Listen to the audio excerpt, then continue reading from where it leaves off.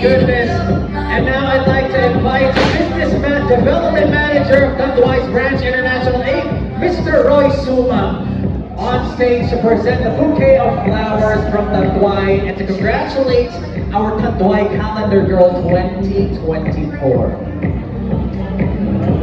What a way to kick off this evening. Did you guys enjoy that performance?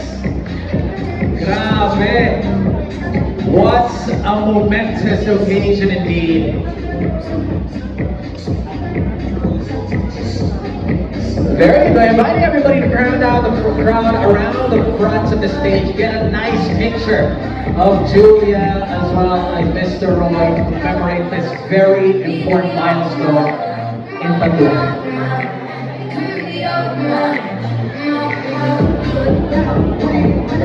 Thank you very much once again, Mr. Roy Suma. Really appreciate you joining us here on stage. And Julia, don't worry, if you wouldn't mind us inviting you to your very comfortable couch here. Hi, Julia! Kailangan mo ba ng tulong sa mga bulaklak niya? Yeah? Oo, laki! Yeah, alright. Let's help Julia out. Thank you, guys! With her bouquet. Don't worry, later on, we're gonna hand it back to you tapos pwede natin itanim sa garden. Correct. And then sa garden, sa living room. In the living room. Yes. Just put it in a nice vase. Yes. Diba? Exactly. Well done, Julia. Thank you. And congratulations for being the 2024 Tanduay Calendar. Thank you so much. Ang haba naman ang natin. Oo naman. But you definitely pulled it off, and I'm pretty sure everybody here is more than excited to see what's going to happen here next, because another highlight of the night is that we're going to get a chance to get to know you a little more here this evening. So ito na rin yung pinakahinihintay ng mga media friends natin, our very exciting Q&A session with none other than Miss Julia Barreto. So before we start calling on our media friends to ask their questions, I think we should start with question 0 first. Okay. Julia, are you ready? So ready. Ready as we'll ever be, diba? Ready for what? Sa mga tanong ng mga Sobrang ready. Alright, Okay. so I suppose we just have a few questions from our media friends here. So for the first person who might want to ask a question to Julia, may we kindly invite you to approach either of our 2 microphones in front of the stage. We have some of our assistants here. Lapitan niyo lang po sila and they will guide you to the microphone. Stop lang. And at least, Julia, while we're waiting for our first media friend to come here, you can gather your breath after that. Tapayak lang ako. Okay, all right. Can you please introduce yourself and the media outfit that you represent?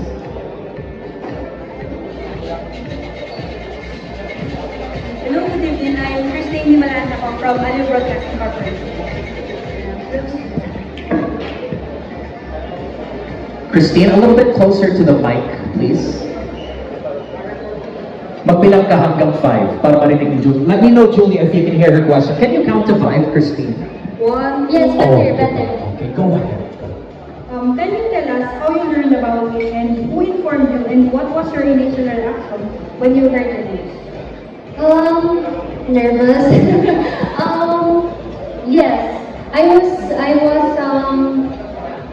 was something that I was nervous about, but at the same time, something that I was very excited about, because, I feel like, number one, it's an honor to have been chosen to represent the brand for 2024, and of course, excited about that. Then at the same time, also nervous because, it means, having to be a lot more braver in expressing myself but more than anything, I'm just very grateful. Isa siyang malaking bagay na napili ko ako na gawin to. So, yeah. Thank you, Julia. Thank you very much for that wonderful question, Christine. Next question, please. Okay, this gentleman over here again. Can you kindly introduce yourself first? My question is, how does it feel to be the new face of the world's #1 drum? Again, I'm very honored. Again, because you said this is the #1 rum, and to be the face of it. Malaki siyang karangalan para sa akin, and I hope that I did them proud. I hope that the team and my new family is proud and happy about the calendar. And sana maraming magiging masaya at matuwa sa aming ginawa a few months ago pa. Salamat! I guess from what we've seen so far, we're off to a good start, diba, Julia? Yes, of course. Super excited about this. Ilang buwan din namin hinintay itong launch na to. You're so excited to show everybody what you did a couple of months ago. Okay, and now we're finally here, Yeah. diba? We get to see the fruits of your labor. Yeah. Everyone. All right, so I think we have another question here for Julia. To our friends here around. Hi, Julia. Hi. Gemma, okay, hi Gemma. Hi, from Orange Magazine. We want congrats first, and also we want to know regarding the shoot. It's really beautiful. Meron ka bang input sa photoshoot mo, or you give it all na lang sa photographer mo and sa nag-create? Yeah, you know what? Isa sa mga bagay na sobrang thankful ako sa Tanduay and the creative team is that it was a very collaborative process. My input was important to them and my team's creative input as well. Pero syempre sa mga ganitong classic mga photo shoot, importante din na very much involved yung team mo, and the team is also dapat yung mga tinutrust mo sa ganitong classic mga creative process and creative shoots. So, but more than anything, I'm really grateful kasi they really valued our thoughts, our opinions, and napakadali, ang dali ng proseso with Tanduay. So, dun pinaka-grateful ako. In-involve nila ako sa process. Maybe share ko yung pinaka-gusto mong layout. Hirap. Well, fun fact, itong fabric na gamit namin ngayon is very much inspired doon sa isa sa mga layouts.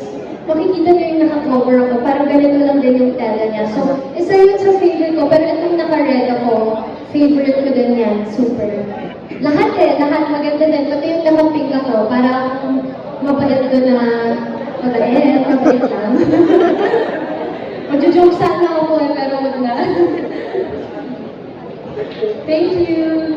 Thank you, Gemma. I like how aware you were about what you were about to say. Pero magjo-joke na dapat ako. Mamaya, bulong mo na lang sa amin mamaya, Julia. Offline. Basta Okay. good girl lang. Mabait, pero... Oo, mabait pero spicy. Sweet and spicy. That's a good way to put it, That's a good way diba? to put it. Okay, so we have another gentleman here again. Can you please introduce yourself to everybody? Hello. Hi everyone. My name is Gary Gill.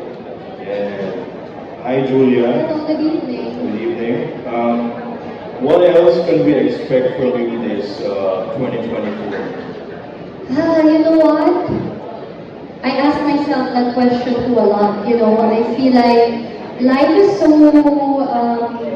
unpredictable these days, and even the opportunities that are being presented to me also come as a surprise to me. And there are, of course, a lot of things to look forward to in 2024, aside from, of course, the movies that I've shot this year, that will be shown next year. I guess 2024 will be exciting and surprising even for me. So, we'll see. Tingnan natin next year kung ano pa ang magiging surprises natin. But for now, this is our first 2024 offering. All right. So, any upcoming projects you want to promote, or do you have any shows coming to TV5? Yeah, well, hindi pa natin ma-share yung regarding that one, but I'm so excited because I shot a movie in July called Forgetting Canseco that will be shown next year. Isa yun sa mga pinaka-look forward ko. But for the rest, let's see. We'll see next year. All right. Thank you very much. Thank you. Salamat. Thank you, Gab. With a double microphone pa, diba? I think he's starting a trend here. Cool. Oh my. It's nice that you left things unsaid first for that question, but it's part of the experience to be excited as they unfold, diba? Yeah, sometimes opportunities that come to us also surprise us, and the things that we end up saying yes to also are the things we don't expect that will do. Exactly. Right? So, exciting. Words of wisdom from Julia Barreto here tonight. Okay, another person over here. Can you say hi to everybody first? Hi everyone. Hi Julia. Congratulations. Thank you. You're the new Tandoy calendar girl. 2025. We're so proud of you. Bagay na bagay sa'yo. Salamat, thank you. Yeah, yung question ko is, how do you prepare for this, yung posing, yung the Victoria? For sure, you're sexy, pero siyempre nag-prepare ka. How do you prepare for it?